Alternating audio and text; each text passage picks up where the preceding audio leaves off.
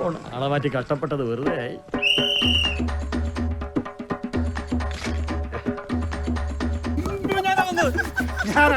ഞാനായിരുന്നു. ഞാൻ 100% കള്ളക്കളി ഞാൻ സമ്മതിക്കില്ല. ഓണത്തല്ലല്ല നമ്മള് ലെമൺ സ്പൂൺ കളിച്ചാലോ കള്ളക്കളി ഞാൻ സമ്മതിക്കില്ല. ഒന്നുകൂടെ കളിക്കാൻ പറ്റുമോ?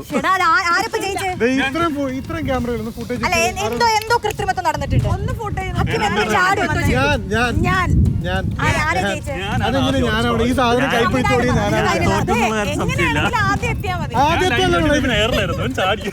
ശരി, നിങ്ങള് കൃത്യമായിട്ട് ആരാണ് ജയിച്ചത്, ആരുടെ ചലനങ്ങളായിരുന്നു കൃത്യം എന്നൊക്കെ പറയാൻ നമുക്ക് ഇവിടെ ഒരു ഉഷാറാളുണ്ട്. വിളിച്ചാലോ? കമോൺ.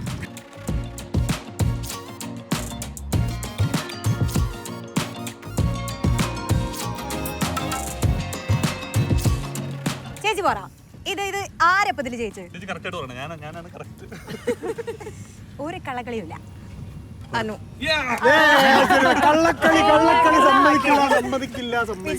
അനു പിന്നെ ഹക്കീം. First second Hakeem. കുറച്ചൊരു കൺഫ്യൂഷൻ നമുക്ക് തോന്നും, പക്ഷെ ആക്ച്വലി അല്ല. പിന്നെ ഒട്ടും കൺഫ്യൂഷൻ ഇല്ലാത്ത ഒരു വ്യക്തിയായിരുന്നു. ആർക്കായിരുന്നു? അതെനിക്കറിയും. ചാട്ടമായിരുന്നു, ചാടുലതയല്ല. ഓക്കെ, അപ്പൊ നമുക്ക് ഈ ഓണം അടിച്ചു പൊളിച്ചാലോ? മുഖവുരകളില്ല. ഈ ഓണം അടിപൊളിയാക്കാൻ വേണ്ടിയിട്ട് ഒരു ഉഗ്രൻ ടീമാണ് നമ്മുടെ കൂടെ ചേരുന്നത്. ഓണവിശേഷങ്ങളും പുത്തൻ സിനിമാ വിശേഷങ്ങളുമായി നമ്മോടൊപ്പം ചേരുന്നു മേതിൽ ദേവിക, അനുശ്രീ, അനുമോഹൻ, ഹക്കീം ഷാജഹാൻ, വിഷ്ണു. മലയാളികളെ സംബന്ധിച്ച് ഓണം, എല്ലാ ഓണം എന്ന് പറയുന്നത് സ്പെഷ്യലാണ്.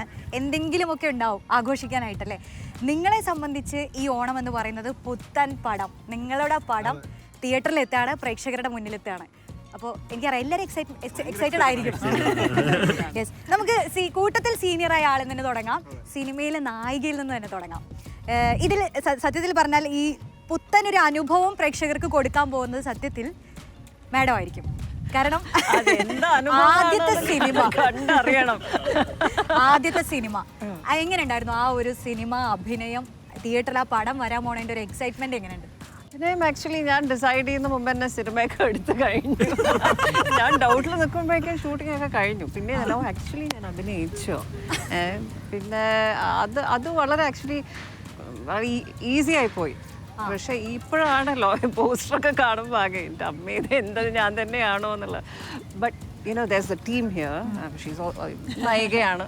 അപ്പം ഒരു ടീമിൻ്റെ ഒപ്പം വർക്ക് ചെയ്യുന്നതിൻ്റെ ഒരു സുഖം. അപ്പം എനിക്ക് സ്ട്രെസ് അത്രയില്ല. എന്തെങ്കിലും പറ്റിയാലും അതങ്ങനെ സമ്മതിച്ചായി പോകും. അല്ല, ഈ പറഞ്ഞത് നമ്മൾ അഭിനയിക്കുകയാണെന്ന് തോന്നാത്ത തരത്തിൽ അത്രയും ഫ്ലെക്സിബിൾ ആയിട്ട് കൈകാര്യം ചെയ്യാൻ പറ്റിയെന്ന് തന്നെയാണ് പറയുന്നത്. ഞാനല്ലോ പറയണത്, ഡയറക്ടറാ പറയുന്നത്. എങ്ങനെയുണ്ട് ശരിക്കും? ആളുടെ ആദ്യത്തെ ഒരു അഭിനയമാണല്ലോ. നമ്മള് അണ്ണാൻ കുഞ്ഞിനെ മരങ്ങേറ്റം പഠിപ്പിക്കേണ്ട ആവശ്യമില്ലല്ലോ എന്ന് പറഞ്ഞതല്ലേ അങ്ങനെ. പിന്നെ ഈ പറഞ്ഞ വലിയ അങ്ങനെ ഭയങ്കര ശക്തമായ സ്ത്രീ കഥാപാത്രവും അഭിനയ സംഭവമൊന്നും അല്ല. ഒരു സാധാരണ കഥാപാത്രമാണ്. ഒരു സർക്കാർ ഓഫീസിലെ ജിയോളജി വകുപ്പിലെ ഉദ്യോഗസ്ഥയായിട്ടാണ്. അപ്പോഴും സാധാരണ ഒരു ലേഡി എങ്ങനെയാണ് നമ്മൾ ചുറ്റുപാടും കാണുന്ന ബിഹേവിയർ, അതേപോലത്തെ കാര്യങ്ങളുണ്ടായിരുന്നു. ആ പോസ്റ്ററിലെ ഇപ്പോൾ ദേവിക മാഡം മുന്നിൽ നടക്കുന്നു, ബിജു ചേട്ടൻ പിന്നിൽ നടക്കുന്ന ഒരു പോസ്റ്ററാണല്ലോ പ്രേക്ഷകരിലെത്തി. പക്ഷെ എന്തൊക്കെയോ ചില സർപ്രൈസുകൾ, അല്ലെങ്കിൽ എന്തോ ഒരു നിഗൂഢത, എന്തോ സംതിങ് നമുക്ക് ഇങ്ങനെ ഒരു ഫീല് തരുന്നുണ്ട് ആ പോസ്റ്റർ. അപ്പൊ നിങ്ങൾ എന്തെങ്കിലും ഒളിപ്പിച്ചു വെച്ചിട്ടുണ്ടോ അങ്ങനെ കാര്യമായിട്ട്? അല്ല, അങ്ങനെ ഒളിപ്പിക്കാതെ സിനിമ ചെയ്യാൻ പറ്റില്ലല്ലോ. അപ്പം പിന്നെ പ്രത്യേകിച്ച് ഇത്ര ആളുകളെയൊക്കെ വെച്ച് ചെയ്യുമ്പോൾ സ്വാഭാവികമായിട്ട് ആ സിനിമയുടെ ഒരു രീതികൾ അങ്ങനെയാണ്. പിന്നെ ഒരാൾ ഇപ്പോൾ ആദ്യം ഇത്രയും കാലം സിനിമ ചെയ്യാതിരുന്ന, അല്ലെങ്കിൽ ഒരുപാട് ഓഫറുകൾ വന്നിട്ടും സിനിമ ചെയ്യാതിരുന്ന ഒരാൾ ഈ സമയത്ത് ഒരു സിനിമയിലേക്ക് ചെയ്യുമ്പോൾ സ്വാഭാവികമായിട്ട് അതിനകത്ത് എന്തെങ്കിലും അട്രാക്ട് ചെയ്യുന്ന കാര്യങ്ങൾ ഉണ്ടാവുമല്ലോ. അങ്ങനത്തെ ഈ സിനിമയ്ക്ക് വേണ്ടി തന്നെ 1 വർഷത്തോളം വിഷ്ണു ചർച്ച ചെയ്തു എന്നൊരു കാര്യം ഞാൻ കേട്ടിട്ടുണ്ട്. ശരിയാണോ? 1 വർഷത്തിൽ പുറത്ത് ഞാൻ ചർച്ച നടത്തിയിട്ടുണ്ട്. ഞാൻ ചോദിക്കുന്നത് എന്തായിരുന്നു അപ്പൊ ഈ സിനിമയ്ക്ക് വേണ്ടി യെസ് പറയാനുള്ള ഒരു ഘടകം എന്തായിരുന്നു? അങ്ങനെ യെസ് ഒന്നും പറഞ്ഞിട്ടില്ല, ചോദിച്ചു. ഇപ്പോഴും മറ്റേ അഭിനയിച്ചതുള്ള കാര്യത്തിൽ ഇപ്പോഴും പറഞ്ഞില്ല. അതായത് യെസ് പറയുന്നതിന് മുമ്പേ ഷൂട്ട് കഴിഞ്ഞു. അങ്ങനത്തെ ഒരു സമയം കിട്ടിയില്ല അല്ലേ? വെഡിങ് ഇൻവിറ്റേഷൻ ആയിട്ടാണ് വീട്ടിലേക്ക് വന്നത്. ഇനി എന്നെ വിളിച്ചിട്ടില്ല, ഇൻവിറ്റേഷൻ അവിടെ വെച്ചു, അതവിടെ ഇരിക്കട്ടെ പറഞ്ഞിട്ട് അതിന് മുമ്പുള്ള ഇതിൻ്റെയൊക്കെ കുറച്ച് ഷോർട്സ് എടുത്ത് വെച്ചിട്ടുണ്ടായിരുന്നു. ഇങ്ങനെ കാണിച്ചു തന്നു, നമ്മുടെ മറ്റന്നാളാണ് കേട്ടോ, ഫിനിഷ്. അപ്പോഴാണ് അറിയുന്നത്. അപ്പോഴാണ്, അതായത് ഒരു യെസ് ഓ നോ എന്നൊന്നും അല്ല, പിന്നത്തെ നെക്സ്റ്റ് 2 days എന്ന് പറയുന്ന ഒരു ഞാൻ മറ്റേ ഒരു ദിവസം ഞാൻ കുറേ നാളായിട്ട് നമ്മൾ സംസാരിക്കുന്നുണ്ട്. ലാസ്റ്റ് ഷൂട്ട് ഇങ്ങനെ തുടങ്ങാൻ ബീച്ചായിട്ടായിട്ടുള്ള കോമ്പിനേഷൻസ് ഒക്കെ സ്റ്റാർട്ട് ചെയ്യണം. അപ്പോൾ 12-ാം തീയതി ഷൂട്ട് തുടങ്ങുകയാണ്. ഞാൻ 8-ാം തീയതി ഞങ്ങൾ തമ്മിൽ ഞാൻ പോയി കണ്ടിട്ടൊരു 3-3.5 മണിക്കൂർ ചർച്ച നടത്തി. 3.5 മണിക്കൂർ കഴിഞ്ഞപ്പോഴും തുടങ്ങിയ പോലെ തന്നെ ഇരിക്കുക, ഞാൻ ഇല്ല നോ. അത് കഴിഞ്ഞ് വീണ്ടും അടുത്ത ദിവസം പോയി. അടുത്ത ദിവസം ഞാൻ പോയപ്പം കോസ്റ്റ്യൂം വണ്ടി, ADs ഫുൾ 2 വണ്ടി ആളുമായിട്ടാണ് പോയത്. അവിടെ നിന്ന് ഏതെങ്കിലും മൊമെൻറ്റ് എസ് വന്നാൽ അപ്പം കയറാൻ വേണ്ടിയിട്ട് വീണ്ടും പുറത്ത് നിൽക്കുകയാണ്. അങ്ങനെ ഒരു 4.5-4.75 മണിക്കൂർ അന്ന് ഇതുപോലെ തന്നെ വീണ്ടും ചർച്ച നടത്തി. അവസാനം എവിടെയോ എസ് എന്നല്ല എന്തോ പറഞ്ഞപ്പോൾ ഇങ്ങനെ കൈയെടുത്ത് ഇങ്ങനെ കാണിച്ചപ്പോഴത്തേക്കും ഞാൻ അവിടെ എല്ലാവരും കയറി എല്ലാ സാധനം എടുത്തു പോയി. ഏറ്റവും പറഞ്ഞാൽ ഞാൻ ഷൂട്ട് തുടങ്ങി കഴിഞ്ഞിട്ട് എനിക്ക് അങ്ങോട്ട് ഇന്നായി എന്ന് പറയാൻ ഏതെങ്കിലും മൊമെൻറ്റിൽ ഞാൻ ഇല്ലെന്ന് പറഞ്ഞ് കളഞ്ഞിട്ട് പോയില്ലേ. അപ്പോൾ അതുകൊണ്ട് അങ്ങനെ ഇതാക്കി. അത് കഴിഞ്ഞ് ഞാൻ 2 ദിവസം ഷൂട്ട് ചെയ്യുമ്പോൾ ഞാൻ എന്താ വെച്ചാൽ ഞാൻ ആ ഏരിയ പോവില്ല, ഞാൻ ദൂരെ മോണിറ്ററിൽ നിന്ന് മാറിയിരിക്കുക. കാരണം വെച്ചാൽ ഐ കോൺടാക്ട് കൊടുക്കാതിരിക്കുക. എങ്ങനെയാണോ ഞാൻ ശരിയാവുന്നില്ല, ഞാൻ പോവാന്ന് പറഞ്ഞാൽ പോയില്ലേ എന്ന് വെച്ചിട്ട് അങ്ങനെ ഒക്കെ ആയിരുന്നു. അപ്പോൾ ഒരു നല്ലൊരു അനുഭവമായിരുന്നു. പിന്നെ തീർച്ചയായിട്ടും. അപ്പോൾ അനുവിനിലേക്ക് വരികയാണെങ്കിൽ, അനു ഡയമണ്ട് നെക്ലേസ് എന്ന് പറയുന്ന ഒരു സിനിമ തൊട്ട് അന്ന് മുതൽ ഈ കഥ ഇന്ന് വരെ എത്തി നിൽക്കുമ്പോൾ തിരിഞ്ഞിങ്ങനെ നോക്കുമ്പോൾ ആ ഒരു ജേണി ഉണ്ടല്ലോ, എനിക്കിപ്പോഴും ഓർമ്മ. നമ്മൾ ആ ഡയമണ്ട് നെക്ലേസിൽ സന്തോഷമായില്ലേ അരുണേട്ടാ എന്ന് ചോദിക്കുന്ന ഒരു അനു, പിന്നീടുള്ള അനുവിൻ്റെ എല്ലാ സിനിമകളും എടുത്ത് നോക്കുകയാണെങ്കിലും വീട്ടിലെ കുട്ടി എന്നുള്ള പോലെ പ്രേക്ഷകർ സ്വീകരിച്ചിട്ടുള്ള ഒരാളാണ്. മാത്രമല്ല അഭിനയത്തെക്കുറിച്ചിട്ട് നല്ല രീതിയിലുള്ള റിവ്യൂകളും വന്നിട്ടുള്ള ഒരാളാണ്. അപ്പോൾ എങ്ങനെ ഇതിൽ കഥാപാത്രത്തെക്കുറിച്ച് പറയൂ, ഓണത്തെക്കുറിച്ച് പറയൂ. രണ്ടും വളരെ സന്തോഷമുള്ള കാര്യമാണ്. ഇതിലെ ക്യാരക്ടർ, ഈ സിനിമ, അതുപോലെ തന്നെ ഓണം, എല്ലാവർക്കും സന്തോഷമുള്ള കാര്യമാണ്. സോ ഞങ്ങളുടെ ഈ വട്ടത്തെ ഏറ്റവും വലിയ ഓണവിശേഷം എന്ന് പറയുന്നത് ഈ ഒരു ചിത്രം തന്നെയാണ്. അപ്പോൾ ഇതിലൊരു ഈ പറഞ്ഞ പോലെ സാധാരണക്കാരിയായിട്ടുള്ള നസീമ എന്നൊരു ക്യാരക്ടറാണ് ചെയ്തിട്ടുള്ളത്. അപ്പോൾ ഈ പറഞ്ഞതുപോലെ എല്ലാവർക്കും വീട്ടിലെ കുട്ടി എന്നുള്ളൊരു ഫീല് കൊടുക്കുന്ന, നിങ്ങൾക്കൊക്കെ അറിയാവുന്ന പോലത്തെ ഒരു കുട്ടി തന്നെയായിരിക്കും ഇതിലും. അല്ലാണ്ട് ഭയങ്കര വ്യത്യസ്തതയോടുകൂടി ഞാൻ ഭയങ്കരമായി ചിന്തിച്ച് അങ്ങനെയൊന്നുമില്ല, എല്ലാവർക്കും ഇഷ്ടപ്പെടുന്ന, എല്ലാവർക്കും റിലേറ്റ് ചെയ്യാൻ പറ്റുന്ന, നമുക്കൊക്കെ എവിടെയെങ്കിലുമൊക്കെ കാണാൻ കഴിയുന്ന ഒരു കുട്ടി തന്നെയായിരിക്കും. പിന്നെ ഈ പറഞ്ഞതുപോലെ നല്ലൊരു ടീം എന്ന് പറയുന്നത് എപ്പോഴും നമുക്ക് സന്തോഷമുള്ള കാര്യമാണ്. നമ്മളൊരു സിനിമ ചൂസ് ചെയ്യുമ്പോൾ അതിൻ്റെ ഡയറക്ടർ ആര്, അല്ലെങ്കിൽ കഥ എന്താണെന്നൊക്കെ നോക്കുന്നതിനോടൊപ്പം നമ്മൾ നോക്കുന്ന കാര്യമാണ് നമ്മുടെ കൂടെയുള്ള ബാക്കിയുള്ള കാസ്റ്റിനെ പറ്റിയിട്ട്. നാഷണൽ അവാർഡ് വിന്നർ എന്നുള്ളൊരു അതെ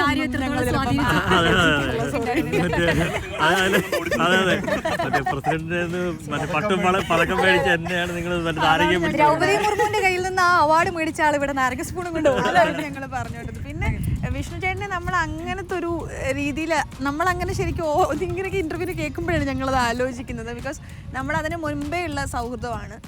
വിഷ്ണു ചേട്ടൻ സിനിമയിൽ വരുന്നതിന് മുന്നേ ഉള്ള സൗഹൃദമാണ് ഞങ്ങൾ തമ്മിൽ. അപ്പോൾ അതുകൊണ്ട് നമ്മൾ അങ്ങനത്തെ ഒരു വിഷ്ണുയുടെ ഭയങ്കര ഡയറക്ടറാണ്, മേപ്പടിയാനൊക്കെ എടുത്ത് സൂപ്പർ ഹിറ്റായിട്ട് ഡയറക്ടറാണ്, ഓക്കെ അവാർഡൊക്കെ കിട്ടിയിട്ടുണ്ട്. അങ്ങനത്തെ ഒരു ചിന്തയൊന്നും ഈ മനുഷ്യനെ കാണുമ്പോൾ ഞങ്ങൾ ഓർക്കാറില്ല എന്നുള്ളതാണ്. സ്റ്റോറിയും അട്രാക്ട് ചെയ്തു.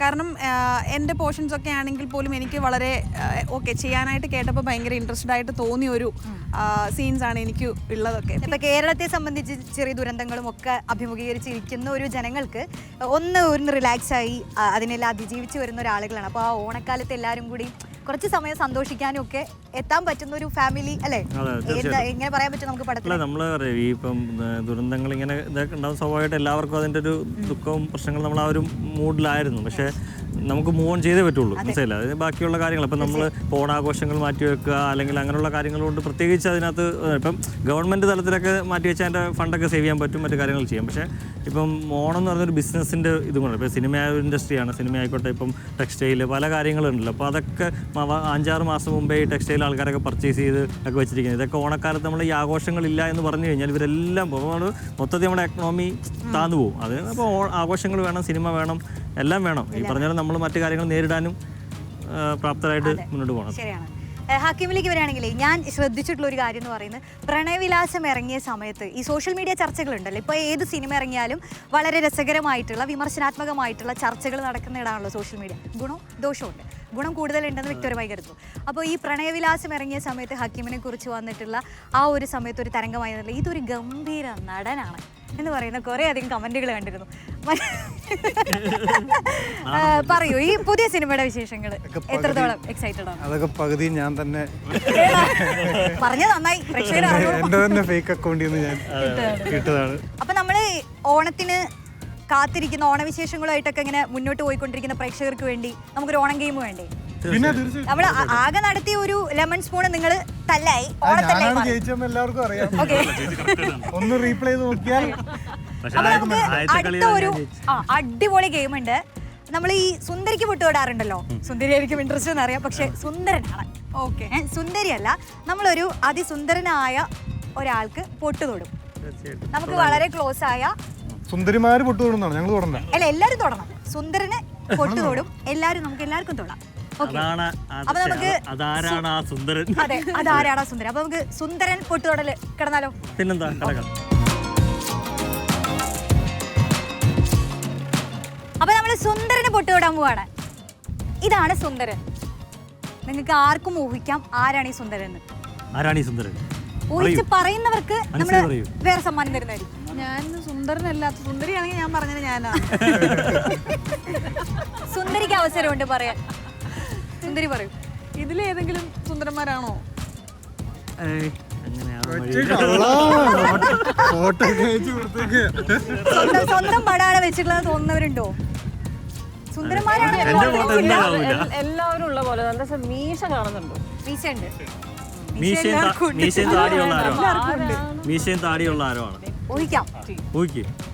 ഞാൻ ഒളിഞ്ഞു നോക്കിയിട്ട് ഇവരെ കൊണ്ട് പറയിപ്പിക്കാം. അത് വേണ്ട. അല്ല, ഞാൻ പറയിപ്പിക്കാൻ നോക്കാം. പറയിപ്പിക്കാം, അത് കൊള്ളാം. കണ്ടു, ഞാൻ കണ്ടു. ഓക്കെ, നമ്മുടെ കൂട്ടത്തിൽ ഇപ്പൊ ഇല്ലാത്തത് ആരാ സുന്ദരന്മാരില്?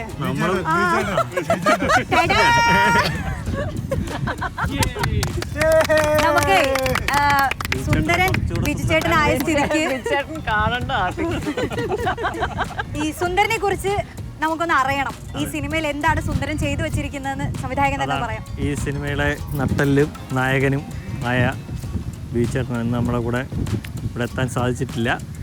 ബിജുചേട്ടനെ കുറിച്ച് എന്താ പറയുക, ഈ പടത്തിനകത്ത് ഞാൻ ബിജുചേട്ടനെ ഈ സിനിമയിൽ നമുക്ക് ഏറ്റവും നമ്മൾ ആലോചിച്ചപ്പോൾ ആപ്റ്റായിട്ടുള്ള ഒരാൾ എന്നല്ല, നമ്മൾ പലപ്പോഴും നേരത്തെ ചെയ്ത കഥാപാത്രങ്ങളൊക്കെ വെച്ചിട്ടാണല്ലോ അവരുടെ ഒരു മാനസങ്ങളും കാര്യങ്ങളൊക്കെ വെച്ച് നമുക്കൊരു കഥാപാത്രത്തിന് സ്യൂട്ടാവുമോ നോക്കുക. അപ്പോൾ അങ്ങനെ നോക്കുമ്പോൾ നമുക്ക് അങ്ങനെയാണ് ബിജുചേട്ടനൊക്കെ എത്തുന്നത്. അപ്പോൾ ബിജുചേട്ടൻ്റെ അടുത്ത് ഇതുപോലെ ഞാൻ കഥ പറയാനായിട്ട് ഇതുപോലെ ഞാനും ഹാരിസ് കെയും കൂടെ പോയി. അപ്പോൾ ഒരു ലൊക്കേഷനിലാണ് പോകുന്നത്. പോയി ചെന്ന് നമ്മൾ കഥ പറയാൻ വേണ്ടിയിട്ട് ചേച്ചിടൊക്കെ ഇത് ഷൂട്ട് കഴിഞ്ഞിട്ട് എനിക്കൊന്ന് അന്ന് വീണ്ടും ഒരു 35-40 ദിവസം ഷൂട്ടുണ്ട്. അപ്പോൾ അത് കഴിഞ്ഞിട്ട് നമുക്ക് ഫ്രീ ആയിട്ട് കാണാൻ തോന്നും. അപ്പോൾ സ്വാഭാവികമായിട്ടും ഒരു 2 മാസത്തേക്ക് പിന്നെ അത് കഴിയാതെ നടക്കില്ല. അപ്പോൾ അങ്ങനെ അവസ്ഥ, പിന്നെ കഥ പറയണം, സ്ക്രിപ്റ്റ് കേൾക്കണം, പല പ്രോസസ്സാണല്ലോ.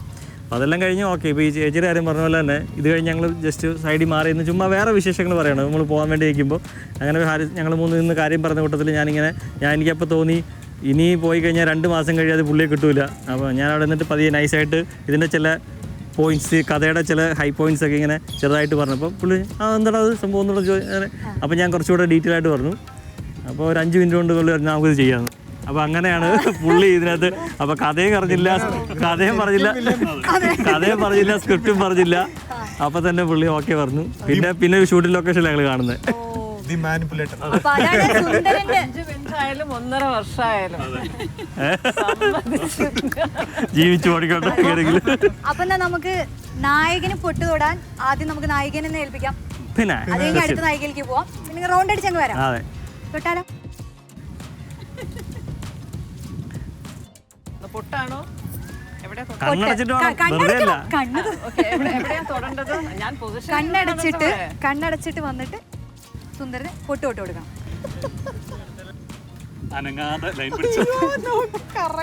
ഇത് കറക്റ്റ് നോക്കി വെച്ചിരിക്കുക നേരത്തെ.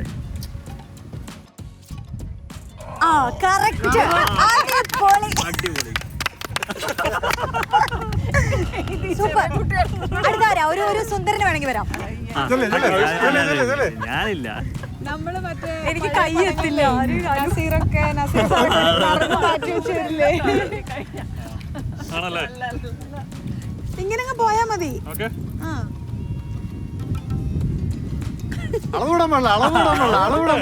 അളവൊക്കെ എടുക്കാം. അവിടെ തന്നെ. അയ്യോ സൂപ്പർ. കറക്റ്റ്. ഇത്രയും കറക്റ്റ്. കൊള്ളാം, നല്ല ആക്യുറസി. നെക്സ്റ്റ് അടുത്ത സുന്ദരി. ഞാനിപ്പോ തലമുടിയിലൊക്കെ കൊണ്ടുവെക്കും. പിടിച്ചോ. ബോർഡ് എത്തിയോ? ആ ഞാൻ അളവെടുക്കൂട്ടോ. ആ കൃത്യ അളവാ. അല്ല, നിന്റെ പറച്ചിലിനെ അറിയാൻ തെറ്റാന്ന്. എന്തായാലും തെറ്റും. നോക്കട്ടെ. ഓഫ്. ഓ എന്തൊരു അനുവിന്റെ ഒരു കാര്യം. മുഖത്ത് പോലും വന്നില്ല. ഞാൻ പറഞ്ഞില്ലേ, ഡയറക്ടർ ഡയറക്ടർ മുടിയിലൊക്കെ ഞാൻ പോട്ടെ. last, പറഞ്ഞു ഞാൻ last. ആദ്യമേ ഞാൻ മുടിയിൽ തന്നെ കുത്തുന്നു. ആ പോട്ടെ. എത്തുക. അല്ല അല്ല ഞാൻ ഒരു മിനിറ്റ് ആ ഒന്നുകൂടെ നോക്കിക്കോട്ടെ. അല്ല അളവെടുക്കൽ നടക്കില്ല. അളവെടുക്കുന്നില്ലേ? ഇവിടെ നിന്ന് അളവെടുത്തോട്ടെ. പ്രിപ്പറേഷൻ ഒക്കെ. ഏയ്, ഇവിടുന്ന് ഇങ്ങനെ ആ, പിടിച്ചിട്ട് പിടിച്ചോ പോകാൻ പിടിച്ചോ പറ്റൂല. പിടിച്ചോ. ഓക്കെ. ആ ഇത് മറ്റേ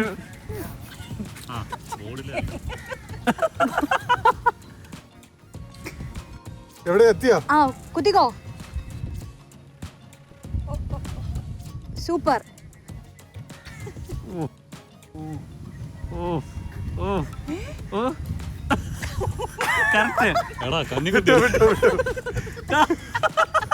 എടാ ഭയങ്കര.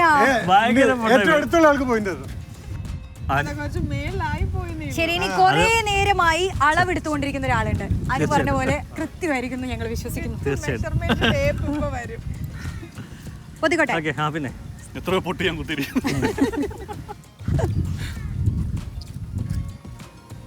റെഡി.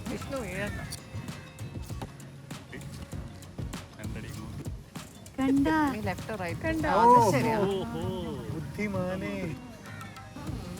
ആ നടുക്ക് പിടിച്ചു.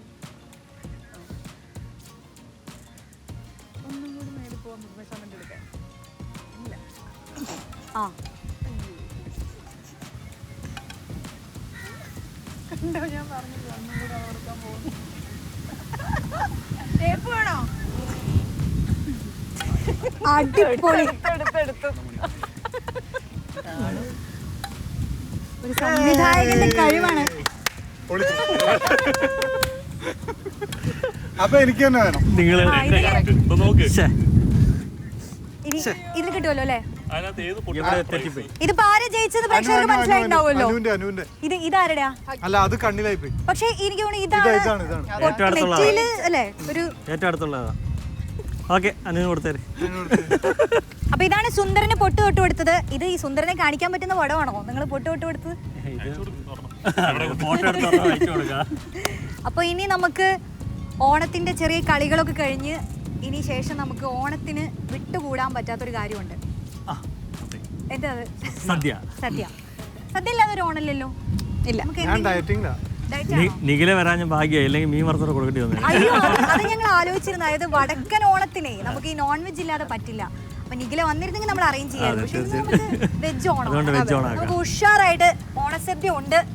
കുറച്ച് സിനിമാ വിശേഷം കൂടി പറഞ്ഞാലോ? ഓക്കെ, തീർച്ചയായും. Okay, okay, bye. കഴിക്കാം.